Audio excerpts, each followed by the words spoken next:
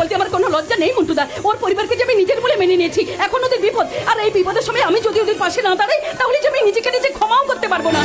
কিন্তু গ্রামের এতগুলো চাষের গোলা ধান পুড়েছে, আমি একা কতজনকে সাহায্য করতে পারি তুই বল? দরকার পড়বে না কাউকে সাহায্য করার। আমার বিশ্বাস দিবাকর যদি একবার উঠে দাঁড়ায় তাহলে গ্রামের কোনো মানুষের কোনো অভাব সে রাখবে না। ও, দিবাকরের প্রতি তোর এতটা বিশ্বাস বুঝি?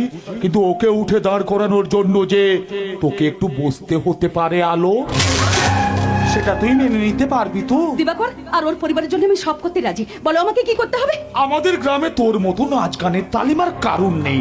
নীলপুরে আমার এক মাসির বাড়িতে একটা নাচ গান জানা মেয়ে খুব প্রয়োজন। মাসিকে বললে তোকে আজই নিয়ে যাবে। শুধু তাই নয় রে, মোটা টাকাও দেবে। তুমি বলো মন্টুদা, আমি রাজি। কিন্তু একটা শর্ত আছে। শর্ত? কি শর্ত? তুই কোথায় কি কাজ করছিস তা কাউকে বলা যাবে না। আমার বাবাকেও না? কাউকে না। বেশ, বলবো না। টাকাটা কবে পাবো? আজ, এক্ষুনি। এই নে, এই নে 50,000। তোমাকে তোমাকে অসংখ্য ধন্যবাদ মন্টুদা।